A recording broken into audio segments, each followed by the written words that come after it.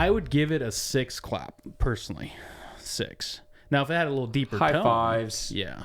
Somewhere in there. Yeah. So. Poor guy can't win for losing. No, dude, he landed a couple of 8s the other day. Oh, yeah. wow, okay. Yeah, it's okay. Yeah. All right, 2.0 with Kurt. Go. All right. So one of the side conversations that we've had by our little move here was talking about testing. Okay. What can producers be doing testing wise to help give them a data that could help their operation? Okay. So I'll just leave that open. Go for it. And it's okay if I like ruin everybody's life here a little bit.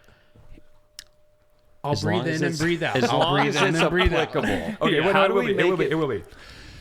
I have become increasingly disillusioned with standard soil testing. So don't mishear me here. I'm not saying like, soil. I'm gonna caveat this or nuance this a little bit.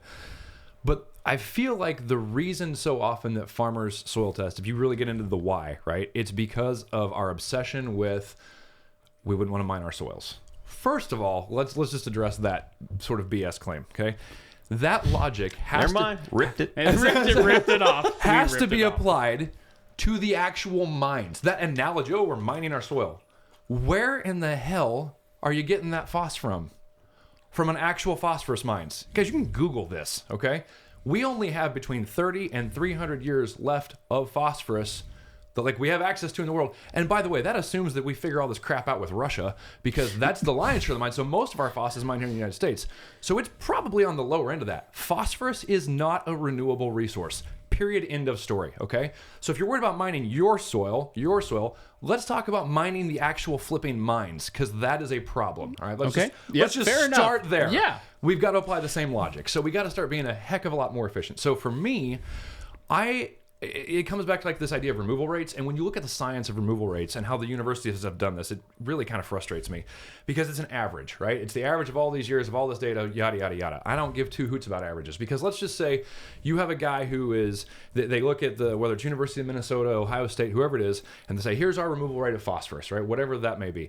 Well, that's a range. It's not like an exact number, right? It's derived from pulling a lot of samples over the years. And if you have a guy who actually went and pulled his removal rate sample, which you can do, and this is one of the, spoiler alert, this is what everybody should be doing, is they should be testing their own grain for nutrient removal. It's an $18 test at Waters Ag Labs in Kentucky, okay? It's not expensive. So for $18, you can test and see what are you actually removing from your field on your farm. So let's just say a guy is one standard deviation below the average, or the removal rate that everybody uses. Guys, that's real dollars. Like, what if you are only putting out the amount that you're actually removing? So even with this stupid obsession with removal rates, which that in and of itself is annoying, but let's just say you really wanted to cover removal rates. Cover your removal rate or yours, but don't use the stupid average, because some guys are way over applying for that, and that makes this problem of the mines running out even worse. On the flip side, some guys are under applying potentially. Like, you may have a hybrid, a specific genetic on a specific soil type that's just really pulling hard. Okay. Well, then make sure you're addressing that, but stop taking this stupid broad shot approach that we're taking. And again, it's an $18 test. Go pull the test on every field that you do, right? You're talking a few cents an acre for most guys, depending on the size of the field, and analyze that grain and see what you're actually removing. That to me is one of the biggest and most important things we could be doing. And when I say a standard soil test, why I'm disillusioned with this is because, right, all those recommendations are, this based on this broad shot removal rate deal. Forget about all that, because that is most likely not plant available anyway. Pull something like Next Level Ag Labs does their the H3A test. Yep. Midwest Labs can do the Haney test. Right, we need to be looking at what's actually plant available in our soil, and we need to be looking at what are we pulling off the field. What are we actually pulling off the field? Those are the two tests that everybody needs to be running. Well, and then water testing. Can I keep going? Are we good? You keep going, and then I got a list of questions. Okay, you keep going. Josh, keep rolling. Go ahead. Go ahead, Josh. All right. So hence I grabbed a piece of pen and paper. Okay. Yep. I'm the practice dummy here. Okay. So if we're going to talk about a farm, how to apply it on a farm, we're picking on me. Okay. Yep. In this whole setting. Yep. Because now I'm like, what the heck? Mm-hmm. How do I go about pulling a grain test? Now I have a pretty good idea. Mm-hmm. You take a sample out of your combine. Yep. And you put it in a bag. Put it in a bag. Send it off to Waters Ag Lab. Now the only the catch here is they do need to know. They'll do the calculations for you, which is crazy. Okay. You don't have to. You don't have to have this part. Like, we can do the math ourselves, right? Or I can help you put it in a spreadsheet. Not a big deal. But they are actually so used to doing this that You can send it to them, and if you send them the yield, those beans at 77 bushels an acre, it will tell you exactly what you've pulled off. Like, they will do the math for you on this test. Wow. It's crazy. So, And that was Waters Ag Lab. Okay. In I think it's in Kentucky and Georgia. They got a couple different sites, but I use them for our water sampling. I use them for our, again, now grain sampling. Like, I like them a lot. Or they even do our guaranteed analysis for our fertilizer, like with our pixie dust and stuff. Like, I use them for everything. Well, and I know I've talked to other labs that's done something similar for me too. It's like, but if you're in the Kentucky area, right here in Illinois, and again, Midwest can do it too. You just what you do is here. This is a good question. How do we do this if we don't want to go to Waters? Yes, you run it as a standard tissue sample. It is a plant tissue. It's just not the leaves. Leaves. Yeah. It's the grain that we're running, but it is still plant tissue.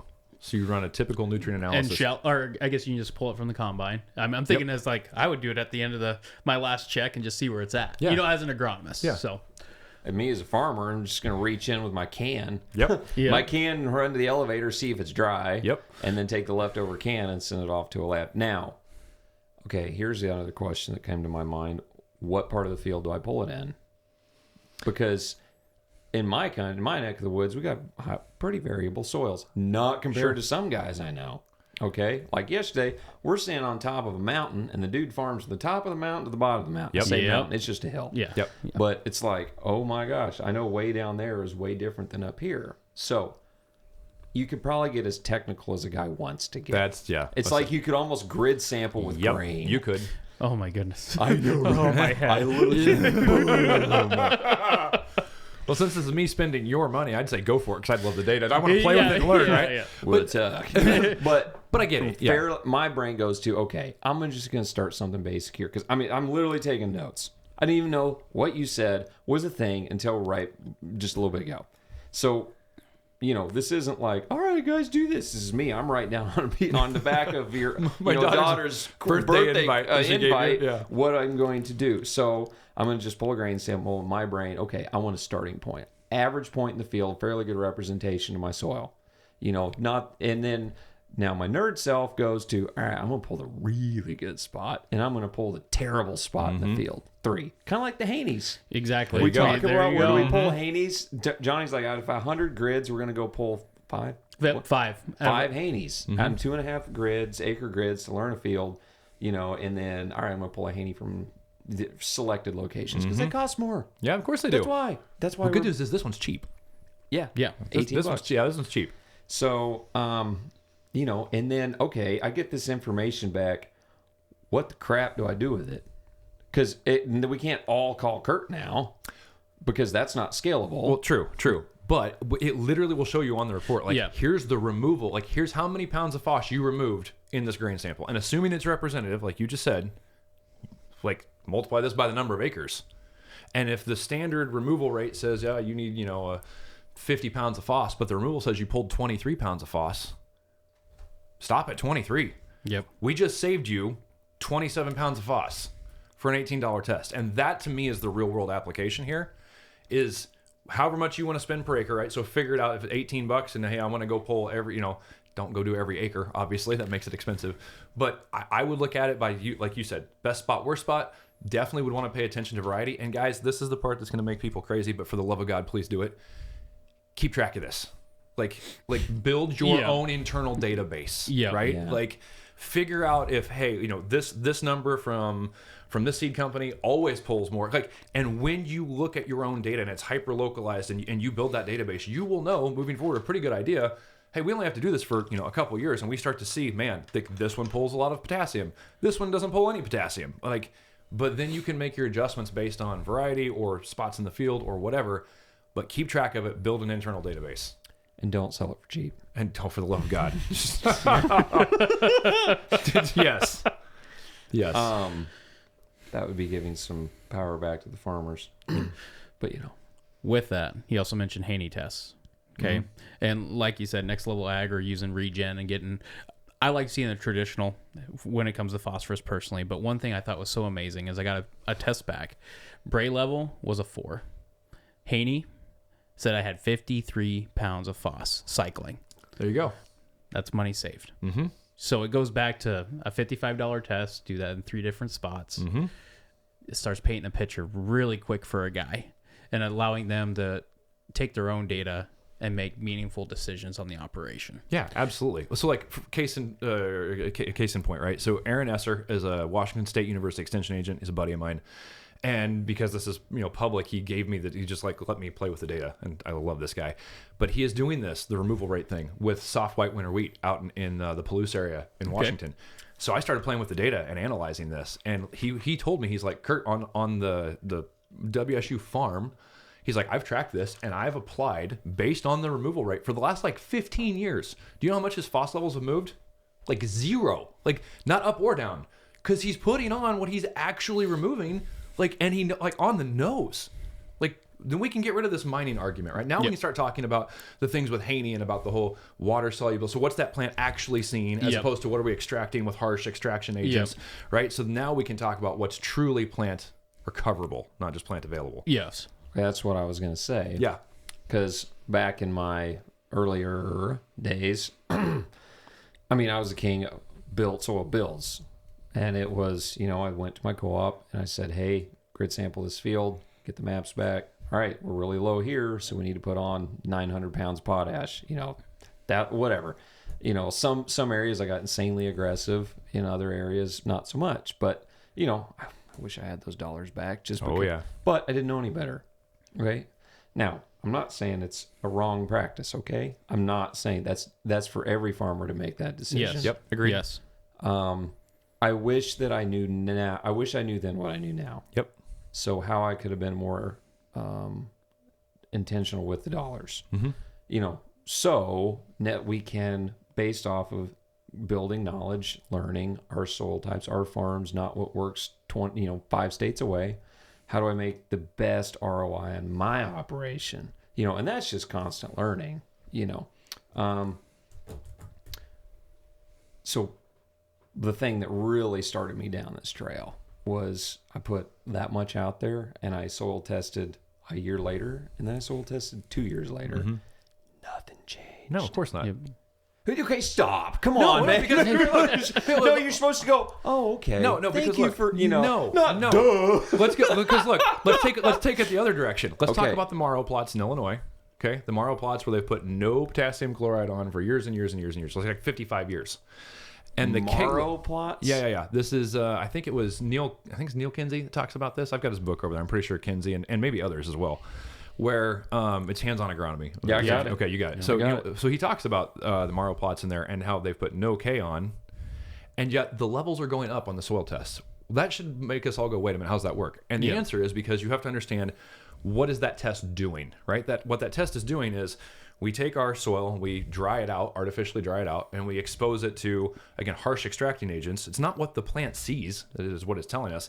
It's telling us how much potassium can I rip off of that soil colloid when I expose it to, sulfuric acid, hydrochloric acid, whatever the different extraction agent may be. So if we get, more potassium put on, does that necessarily mean we're going to be able to rip more off? No, not necessarily. If it's binding up, right? What other test guys should consider doing, I'm not saying everybody needs to do this one, but you can get I think it's called like a total burn test or like a P1, T1. Call Midwest Labs. They have a deal where they can basically burn away everything and get down to like the elemental form. A lot of guys don't realize that you've got several hundred pounds, right, of P and K, sometimes thousands of pounds of P and K there that are in an insoluble form, right, or the organic forms that you're waiting on that to become available over time, right, to weather from the natural parent material. And so that will give you an idea of what's actually there. So this idea of mining the soil is like, yeah, you're absolutely going to remove some, but so are the mines.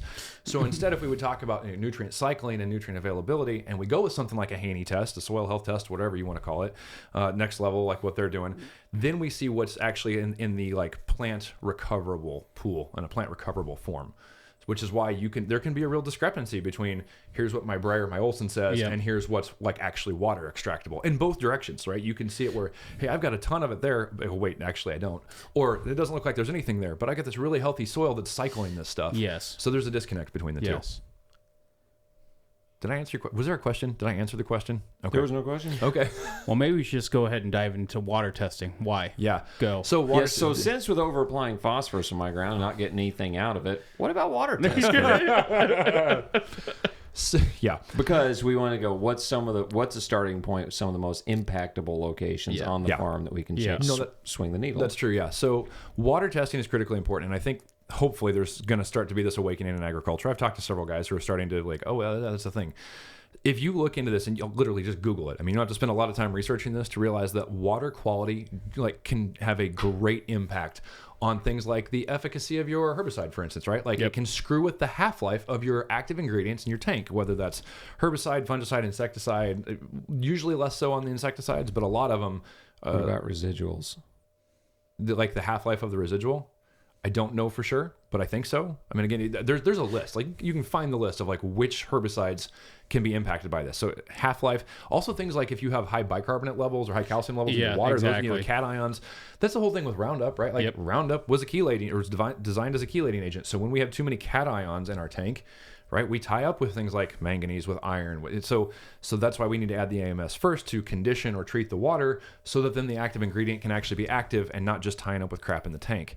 And so if we would look at, treating our water, whether that's through like an AMS or citric acid or something like that to get rid of those cations or to bind up those cations, a lot of times we can make our herbicide more effective depending upon what we're using. The other thing is pH of spray water, for instance, right? We know that nutrients get into the plant at a slightly acidic, and I'm not talking like 4, but like a 5.5 to 6. Just like kind of like the pH of rainwater. I don't know what you got to be careful there. Yeah, because I've actually done tests of rainwater and it came out to be 6.8. Right. I'm just saying, but back when there was a lot of sulfur, right there you go. Then it was around that 5.5 or 6. Because I thought, I was gonna do it. I was gonna make pivot water into rainwater. Yeah, not yet. Here's a simple solution. Again, I don't sell it. I have no affiliation with this company, but I found out about this from a farmer in Indiana. There's a company called U.S. Water Systems in Danville, Indiana. Okay. And for about $12,000. You can get an RO system on your farm that will pump out 12,000 gallons of RO water a day.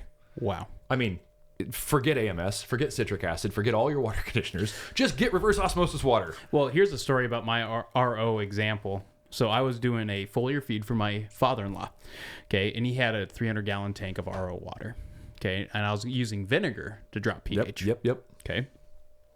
So I was doing that, and of course I didn't have my pH meter. I left it at my house, so I went to the local Ace Hardware and got me pH strips. Strips, yep. Okay, so I was doing my jar test, all that jazz, and I was putting in, drops at a time.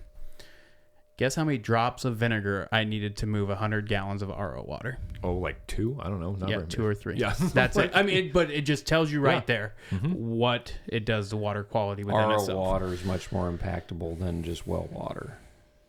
I pulled a water sample the other day for our lab. We said we moved our lab.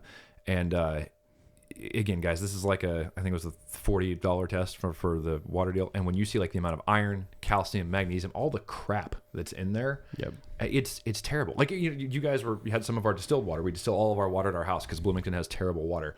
If you see the crap that's left in the bottom of that tank, in fact, I did a TikTok video on this, right? Yep. And you can see like that hard water. The calcium buildup, the bicarbonates, whatever is in your particular water, because it varies from area to area. That's all crap that can mess with your chemistry, right? Like that is a chemical problem, a potential chemical problem. Yep. Gut problems. Okay. Well, and it's one of those things, you can go out there and go the RO route, or at least take the water test to see what you're combating. Yeah. So you can combat it. Yep. I mean, that's half the battle right there. Absolutely. So, I mean... Or same thing, irrigation water. I mean, it's called an irrigation suitability test. That's what the test is actually called, right? I think it's T1 for Waters Ag Lab. Again, you can do it through Midwest. You can do it through, I think theirs is, again, $45 or $50. I think Next Levels is $45 or $50. Well, they're all about the same. And we even got Ward Labs. I mean, in Central. I mean, just find a lab. They have a water. Do a water test. Yes. So we got... Okay, I have my water test. Okay. What do I do with it? Perfect. So depending upon the chemistry that you're using, read the label. I know nobody likes to do that. Or have your agronomist read the label. I don't care. As long as somebody reads the label, right? No, let's say me. Okay, you. Empowering the farmer. Yep. Teach the farmer to read the label. So the label for whatever chemistry you're using says adjust the water pH to 5.5. Okay. Now you say, herbicide. Mm-hmm. Okay, let's just say glyphosate. Okay. So... everybody uses that. Yep. So make sure you're putting enough AMS in there. Not, again, the broad shot universe. Just use X number of pounds per gallon. No. There are calculators you can get online for free. Just download the calculator. Usually it's in a spreadsheet, or we have one now for our products as well. through Alchemy that's like you just plug in the water sample numbers and it will spit out, here's how much AMS you need. In Alchemy? Well, that one's against specific to our products because what you are using, right, it will tell you the potential of how bad it will likely tie up with something. So that could be different for glyphosate versus like a foliar spray. Okay, give me hope again. Uh-oh. Because now I'm like, well, let's just start with I got a water herbicide. test. Yeah, I got a water just test start and I with the want to herbicide. spray my burn down. Roundup, 2,4-D, and whatever. Yep. So you have let's say you have exceptionally hard water. The university recommended broad shot rate of whatever it may be, of pounds per gallon. 3 pounds. Or was it 3 I pounds don't per even 100. remember. Okay, so it's probably too low if you have really hard water, which means All I know is bags everywhere. yeah. Bags everywhere, and my back hurt. Yeah. But do you want your herbicide to work? Yeah. And if you don't want to mess around with bags, then go buy the RO system. That's the easy answer. But if you do want your herbicide to work and you don't want to spend the money on the RO system, then make the proper adjustments, which may mean you may need twice as much if your water sucks. You may only need half as much, and then we can save you some money. Either way, like the thing about all this stuff, guys, is like we're either going to save money, whether that means that we are removing less phosphorus than we thought we were. So now I'm telling you, okay, so put less phos on, so we're saving you money. Or on the other end, now we're saying, hey, you need more AMS than what you thought you did. Now we're making it more effective. Either way here, these are like very inexpensive, very high, potentially high, depending on where you're at, high ROI type changes. Well, we even talk about every dollar we spend, making sure we're making the right decision, right? So maybe it is less FOS, but now I need double the AMS. Yes. At least I know when I put that dollar over there, yes, it's where it needs to be. Yes. I mean, that's the goal of why we're thinking do these tests, help you on your operation. It's for where is that dollar going, and that you're getting the return on that dollar. Okay, so I got my water test. I got my water test back. Like you say, there's apps out there. Do you have one off the top of your head? I'd have to Google. I mean, there should be a. Can I Google? Go for it. Yeah, okay. You do it. Yeah. Well, okay. Let's see. And then basically based off that, okay, so I need to lower to a 6. Let's just say happy medium roundup 240. I don't know. Well, I would say you could probably still get to that 5.5. I mean, what I would do is take. You're looking at the labels. If one label says there's not a pH recommendation, Sure. Okay. Then go to the one that has a pH recommendation and do that route. Now, let's say there's 2. Okay. Let's say, and of course, I'm just shooting off examples. Just understand that here. Let's just say it's 2,4-D and Roundup, right? Okay. What is the problem in that field? Is it a broadleaf or is it a grass that's the primary issue? Okay. If it's a grass, let's make sure that Roundup is in the best situation to succeed. If it's a broadleaf, water hemp, palmer, whatever, maybe we make sure the 2,4-D is going to do its job. Or if there's a residual, and help that residual's longevity, if it's out there. Focus on that one then. Make sure the pH is right for the herbicide you want to be most active, is how I see it. Or make separate passes. Or make That's scalability. I'm a farmer. I understand, I'm tired of but being in my sprayer. Listen, I get it, guys, but would you rather have 2 chemicals that work less than half-ass, or would you rather make the extra trip and have both of them work at 100% efficacy? Yep, amen. I understand. After you said that question, it just like... I know nobody likes it, but I'm saying, like, and this is the problem in agriculture in general. This is why we go away from concentration-based stuff to, we use a quart of Roundup or 2 quarts, right? Because, well, we know the average farmer, the typical farmer is going to use 10 gallons an acre. Broad shot approaches half-ass it for everybody. That's what happens. Nobody gets 100% efficacy. And all I'm saying is figure out what the answer is for your farm, because it may be different than it is for your farm. Yep. Well, probably. It probably is different. Yes. Well, when you talk about scalability, at the same part, make it scalable in your situation. You know what I mean? So Don't do all the acres at once. Oh, yeah. Yeah. Sure. Yeah. Start with your problem spot. Yeah. I'm really fighting this weed here. Yeah. Okay. Priority. Like, just a priority list. Like, what needs to be done? Otherwise, we get overwhelmed and we're like, screw it. Just pump the well, fill the tanks, go spray. That's, the whole give up aspect. Don't give up. No, just do what I did last year. So, well, and it takes a lot, like this time of year. And when I say this time, I'm not sure when this is shooting out, but on the same token, like right now we're sitting at the end of January. So with that, at the end of January here, what have we been doing the last couple of months? Brainstorming new ideas for our operation this next year. Okay. If it is maybe trying 2 separate passes, try it on one field. Yeah. Did it make a difference? Mm-hmm. And then if it made a difference, just keep increasing it. It's just like trials with foliar feeding. More? Yes. You know, I mean, baby step into these things. Now, while you're babysitting, still get the data points. Oh, God, yes. For those fields. Get the data points to keep proving the system. But then by the time it's over your whole operation, there's a chance now that you have 5 to 10 years worth of data of what you've been doing before you're full speed ahead. And of course, we want a faster Kirk. I understand that. We want it faster. I know. But on an operation, making sound decisions that they feel comfortable with so they can go to bed at night. That is a great way to get 5 to 10 years worth of data sets before totally switching the needle to feel more comfortable with the decision at hand is how I see this situation, and everything, all this complexity that it seems like we're talking about. It's really not that complex. Agreed. It's just, we're not saying the timeline's within a year. Let's do the timeline over your farm. I mean, we're young here. Okay. We still got some years left. Yeah. And if you're sitting here saying, well, if I'm here about 10 years away, 10 years away from retirement, how special could it be to whoever takes on your legacy that you have provided them the data set to help them make decisions? So piggybacking off of not too many podcasts ago, how do we, I really went on a bender with some buddies about leaving a legacy for your children, but if you work the entire time on your legacy and didn't establish the relationship so that they wanted to take it, what if you raise your kids to hate the farm? Yeah. Because then you just built it for somebody else's kids. Yeah, that's exactly right. Yeah. In my opinion, it's a wasted lifetime. Personally. Yep. I'm talking about what Josh Pretzer works for. No one else's, only mine. If I get to that point, now if the boys decide not to farm because they're very passionate about something else, blessings. How can I help you? Then how can I help someone who's passionate about agriculture, or I have the opportunity to? That maybe that person didn't have a passion about agriculture. So anyway, now I just went on another bender. Anyway, but I just think it's so unique. But yes, because in those it's podcasts, a tool. Yes, that's not a tractor you handed to your kids. Right. This is like, hey man, look at this book that Dad compiled, Grandpa, Uncle, whatever it might be. This is years of work I compiled. Well, and the other thing is, guys, trend lines. This is the other thing we need to focus on in agriculture. Yeah. You got that trend line has to start somewhere. So just because you find something on your farm doesn't mean that it's gospel truth from now on forever. Yes. But if you don't have that data, you don't know, hey, here's where we were to here's where we grew to. And I don't know crap about the whole carbon markets and all that. I don't know enough about it to have an opinion. But from the little that I've gathered, I think part of that is they want to be able to track, show improvement. Yes. Right? So you got to have a starting point. You got to have the starting data.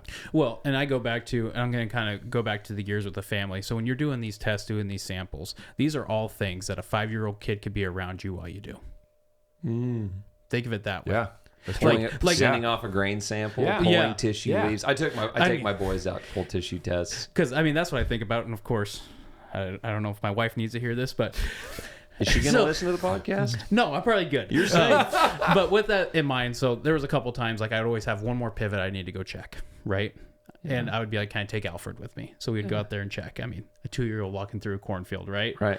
Then I'm there with a cerveza or cocktail, enjoying that while we're just sitting there looking at this plant, doing stuff like that, grabbing a tissue sample. I'm not saying it has to involve a cerveza or a beer, but on the same token, if that's what you do at the end of the day, this is a great opportunity to get that data, get that and make it an experience. Frosty vanilla root beer. And the core memories too, right? One of my earliest memories was with my dad. I was I don't even know if I should say this. Don't want to get him in trouble. Think about it. What's that? Think about it. I'm going to say it anyway. All right. I couldn't have been more than 5 years old, and we were out choring cattle, and Dad's like, look, here's the brake.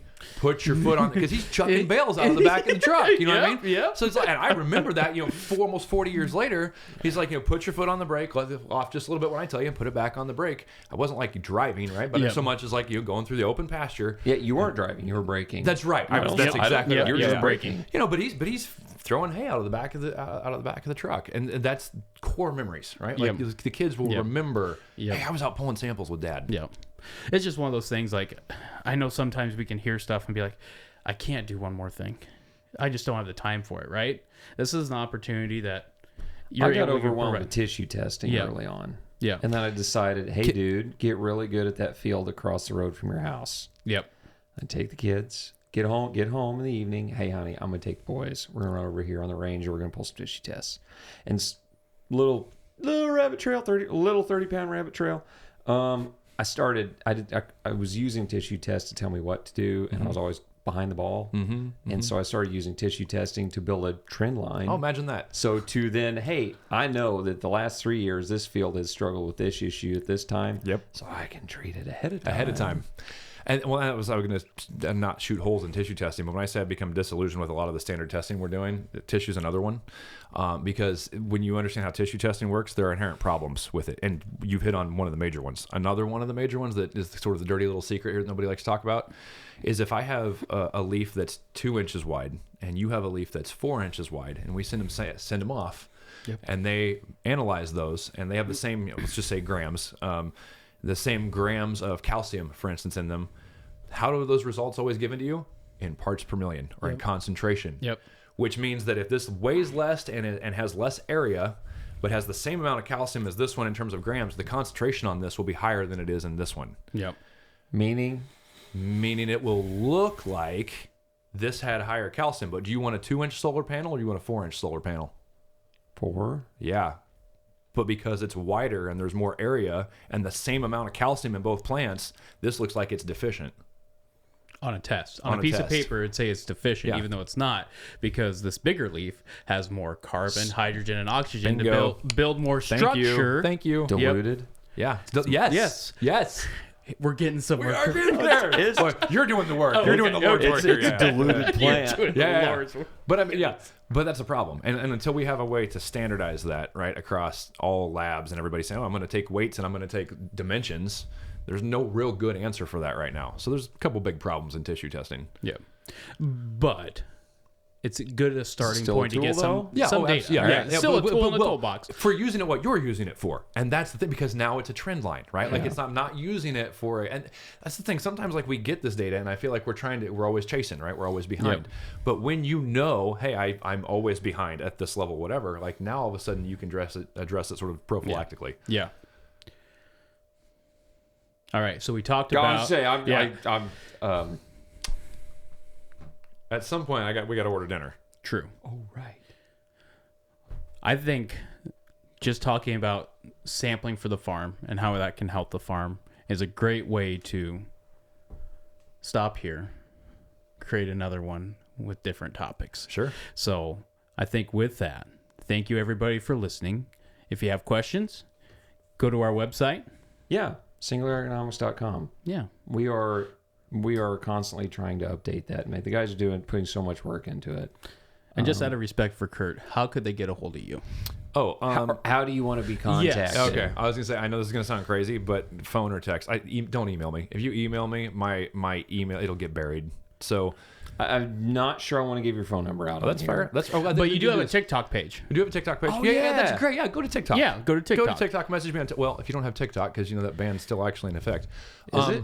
Oh yeah. If you didn't have if you didn't have it already, yeah. So you can also go to our website and message me there, because I think it'll come through as a yes. That'll work too. You can message us from the website. It's alchemybioscience.com. Yep. So you can message us there.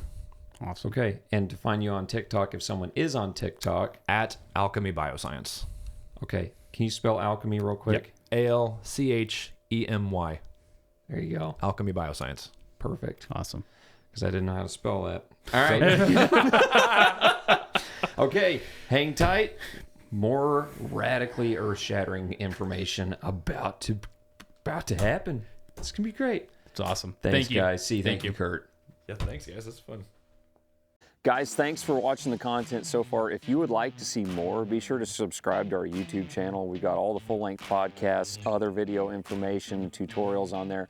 Also on all the major podcast platforms and social media sites, Facebook, Instagram, TikTok, etc. So if you like this, go ahead and check more out on all those platforms.